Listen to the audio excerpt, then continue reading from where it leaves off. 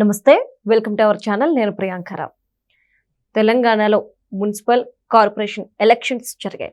అయితే మేము ఈసారి పక్కాగా గెలిచి తీరుతాం, కాంగ్రెస్ని వెనకకు నెట్టే ప్రయత్నం చేస్తాం, వెనక నెట్టేస్తామంటూ బీఆర్ఎస్ పార్టీ వాళ్ళు తెగ ఓదరగొట్టారు. మరి ఇప్పుడు వచ్చిన ఫలితాలు చూస్తే కాంగ్రెస్ పార్టీ ముందంజలో ఉంది. 116 మున్సిపాలిటీ అలానే 7 కార్పొరేషన్లకి సీట్లకి సంబంధించి ఎలక్షన్స్ జరిగాయి. మరి ఈ మొత్తం మీద చూస్తే అప్పుడు అసెంబ్లీ ఎలక్షన్స్కి ఇప్పుడు జరిగిన ఈ ఎలక్షన్స్కి డిఫరెన్స్ ఏంటి, ప్రజలు కాంగ్రెస్కి ఎందుకు ఇంతగానం పట్టం కట్టారు అనేది ఈరోజు చర్చనీయాంశంగా మారింది. దీని గురించి మనం డిస్కస్ చేద్దాం. మనతో మాట్లాడడానికి ప్రముఖ పొలిటికల్ అనలిస్ట్ డివి శ్రీనివాస్ గారు ఉన్నారు. ఆయన అడిగి తెలుసుకుందాం. నమస్కారం సార్. నమస్తే. తెలంగాణలో 116 మున్సిపల్ 7 కార్పొరేషన్స్కి సంబంధించి ఎలక్షన్స్ జరిగితే అంటే ఇప్పుడు చూస్తే కాంగ్రెస్ పార్టీ ముందంజలో ఉంది. సెకండ్ ప్లేస్ ఏదో ఒకలాగా బీఆర్ఎస్ వచ్చింది. ఎందుకు కాంగ్రెస్ పార్టీకి 10 ఏళ్ల తర్వాత ఇలా పట్టం కడుతున్నారు సీట్లు? ఈ మున్సిపల్ ఎన్నికల ఫలితాలు కనుక చూసినట్లయితే ఇవాళ రేవంత్ హవా. ఇది నిన్నే ఢిల్లీలో కూడా మాట్లాడుతూ తెలంగాణ సీఎం ఏమన్నారు, మరో 5.5 ఏళ్ళు నేనే సీఎం అన్నాడు. అంటే ఇప్పుడు 5 ఏళ్ళు తర్వాత మళ్ళా ఇంకో 5 ఏళ్ళు 10 ఏళ్ళు నేనే సీఎం అని ఆ మాటల్లో ఒక ధీమా కనపడింది. ఏంటి ఇంత మితిమీరిన ఆత్మవిశ్వాసంతో మాట్లాడుతున్నాడు అనుకున్నాం. అంటే రేవంత్ ధీమాని ఈ ఎన్నికల ఫలితాలు మరి ఇంకోసారి మనకి రిజిస్టర్ చేశారు.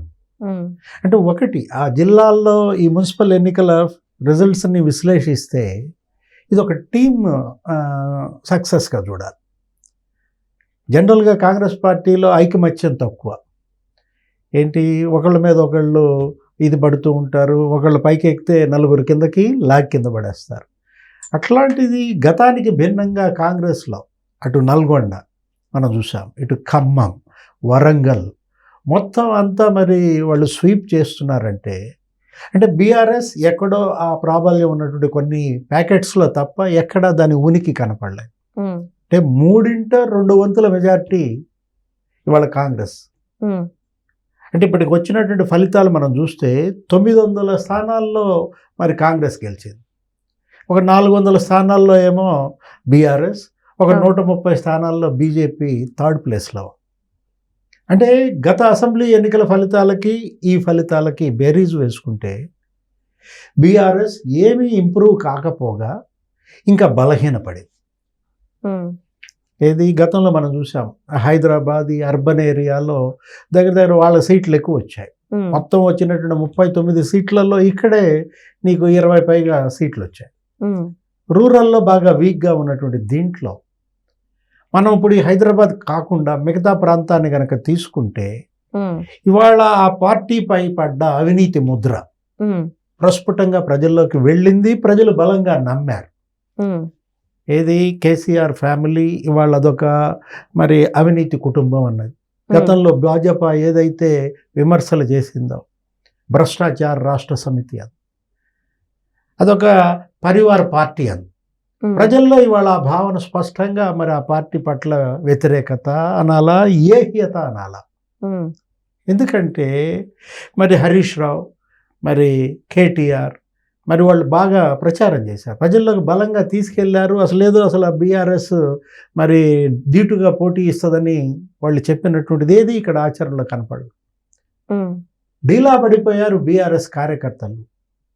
ఈ మాత్రం ఫలితాలు వచ్చినాయి అంటే అక్కడ వాళ్ళ యొక్క వ్యక్తిగత ఇమేజ్తో ఆ ప్రాంతంలో ఉన్నటువంటి అక్కడ మాజీ ఎమ్మెల్యేలు, అక్కడ పనిచేసినటువంటి మాజీ మంత్రుల ప్రభావం, ఇప్పుడు హరీష్ రావు అక్కడ సిద్దిపేట నియోజకవర్గంలో కానీ, కొద్దిగా కేసీఆర్ ఆయన ప్రభావం కూడా ఎక్కడ, ఆయన గజ్వేల్ నియోజకవర్గంలో.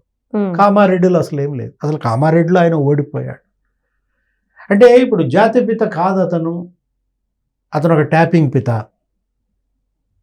అని ఏవైతే మన రేవంత్ రెడ్డి విమర్శలు చేశాడో అవి బలంగా ప్రజలపైకి వెళ్ళాయి. టెలిఫోన్ ట్యాపింగ్లో ఇవాళ కేసీఆర్ పూర్తిగా కూరుకుపోయాడు. ఆయనే ట్యాపింగ్ చేయించాడని, అసలు మొత్తం సెలబ్రిటీస్ ఫోన్లన్నీ విన్నారని, రాజకీయ నాయకుల ఫోన్లన్నీ వీళ్ళు ట్యాప్ చేశారని, బెదిరించి బ్లాక్మెయిల్ చేసి వసూళ్లు చేశారని, అటు రియల్ ఎస్టేట్ వ్యాపారుల్ని లేకపోతే ఈ బులియన్ మర్చెంట్స్ని, గోల్డ్ మర్చెంట్స్. అదే కాదు, ఇప్పుడు ఆ కాళేశ్వరం ఎంక్వైరీస్ మనం చూసాం, ఏది పీసీ ఘోష్ కమిషన్, లేకపోతే ఈ విద్యుత్ కొనుగోళ్ల కుంభకోణం, ఇప్పుడు అటు భద్రాద్రి, యాదాద్రి పవర్ ప్లాంట్స్ నిర్మాణంలో దగ్గర దగ్గర 50,000 కోట్ల అవినీతి జరిగిందని రేవంత్ ఆరోపణలు. అవును సార్. అంటే అవినీతి ఊబిలో కూరుకుపోయినటువంటి బీఆర్ఎస్ ఇంకా అసలు మళ్ళా భవిష్యత్తులో పుంజుకోగలదా? అంటే బీఆర్ఎస్ ని అనగదొక్కడంలో అంటే కాంగ్రెస్ సక్సెస్ అవుతుంది అనుకోవచ్చా? అంటే కాంగ్రెస్ అనగదొక్కితే బీఆర్ఎస్ ఇవాళ ఈ పతనమా, లేదు స్వయం కృతపా? అంటే ప్రాంతీయ పార్టీలకి అంత పట్టు ఉండదు ఎక్కడా కూడా అని చెప్పేసి వాళ్ళు అన్న మాటే కదా సార్ బీఆర్ఎస్. అంటే వాళ్ళది స్వయం కృత అపరాధాలు ఇవన్నీ కూడా. ఏంటంటే కేసీఆర్ అతని అహం, ఆయన ఏంటి ఇప్పుడు అసలు ఇప్పుడు ఇప్పటికీ ఆయన ప్రజల్లోకి వెళ్ళకపోవటం, ఆయన అనారోగ్యం కావచ్చు, లేదు ఇంకా ఒక రకంగా మనం చూసాం నిన్న కూడా ఎంక్వైరీలకు ఆయన కూడా హాజరైనటువంటి పరిస్థితుల్లో అది కూడా ఏమనుకున్నారు, ఏదో సానుభూతి వెల్లువెత్తుద్ది. అవును, వెళ్తే ఈ ట్యాపింగ్ కేసులో కనుక ఆయన విచారణకి వెళ్తే అబ్బో అసలు కేసీఆర్ని రేవంత్ రెడ్డి వేధిస్తున్నాడు అసలు, అందుకే ఆయన వచ్చినట్టుగా. అదేదో మున్సిపల్ ఎన్నికల్లో మైలేజ్కి ఉపయోగపడుద్ది అనుకుంటే ఉన్న ఇమేజ్ పోయిందా? మనకు అదే కనపడుతుంది కవిత చేసిన ఆరోపణలు. ఈ మధ్య అసలు లేటెస్ట్గా మనం చూసాం, అసలు వాళ్ళ నాన్ననే టార్గెట్ చేసింది. అంటే ఇవాళ మనం కేసీఆర్ హయాంలోనే ఉద్యమకారులు సెక్రటేరియట్ దగ్గర ఆత్మహత్య చేసుకున్నారని, ఉద్యమకారులను అసలు పట్టించుకోలేదని రేవంత్ రెడ్డి చెబితేనో బట్టి విక్రమార్క చెబితేనో పట్టించుకోకపోవచ్చు, కానీ సొంత కూతురే మరి చెప్తున్నప్పుడు ఇవాళ బలంగా ప్రజల్లోకి ఇవన్నీ వెళ్ళాయి. కాబట్టే అటు హరీష్ రావు ఇటు కేటీఆర్ ఇద్దరూ కలిసి ఏదో ఈ పార్టీని ఒడ్డున పడేయాలని చూసినా విఫలమైన పరిస్థితి అనమాట. అంటే సార్ ఇప్పుడు చూస్తే రీసెంట్గా జూబ్లీ హిల్స్లో జరిగిన ఉప ఎన్నిక కావచ్చు, ఇప్పుడు కార్పొరేషన్ మున్సిపల్ ఎలక్షన్స్ కావచ్చు, ఇవన్నీ చూస్తే రాబో అసెంబ్లీ ఎన్నికల మీద ఎలాంటి ప్రభావం చూపిస్తుంది? ఎందుకు అంటే ఇక్కడ కేవలం కాంగ్రెస్ బీజేపీ మాత్రమే బీఆర్ఎస్కి పోటీ కాదు, ఇటు సొంత చెల్లెలు అంటే కేటీఆర్ గారి చెల్లెలు కూడా ఈరోజు బయటకు వచ్చి ఆ పార్టీ మీద విమర్శలు చేస్తుంది. అంటే నెక్స్ట్ దాని భవిష్యత్ ఏంటి నెక్స్ట్ రాబోయే అసెంబ్లీ ఎలక్షన్స్లో? అంటే ఇక ఈ గెలిచినటువంటి ఈ అభ్యర్థులు కూడా ఇవాళ ఆ పార్టీలో ఉండరు. మన లోకల్ బాడీ ఎలక్షన్స్ యొక్క ఇష్యూ మనకు తెలిసిందే కదా. మొత్తం ఇప్పుడు ఎంతమంది గెలిచారు? 400 మంది గెలిచారు. వీళ్ళంతా ఫిరాయిస్తారు, అంతే. ఏది కాంగ్రెస్లోకి వెళ్ళిపోతారు మొత్తం, లేకపోతే వాళ్ళకి పనులు జరగవు. ఆ మున్సిపాలిటీల్లో ఒక డ్రింకింగ్ వాటర్ ప్రాజెక్ట్ తెచ్చుకోవాలన్నా, ఒక రోడ్ వేయాలన్నా ప్రభుత్వం, మరి వాళ్ళ కాంగ్రెస్ ప్రభుత్వం కాబట్టి తప్పనిసరిగా గెలిచిన వాళ్ళంతా కూడా ఫిరాయిస్తే ఇక అది చావు దెబ్బ. ఏది ఇప్పుడు గెలిచిన వాళ్ళని పార్టీలో ఉంచుకోవటం అనేది ఇప్పుడు బీఆర్ఎస్కి ఇవాళ ఒక పెద్ద ఛాలెంజ్.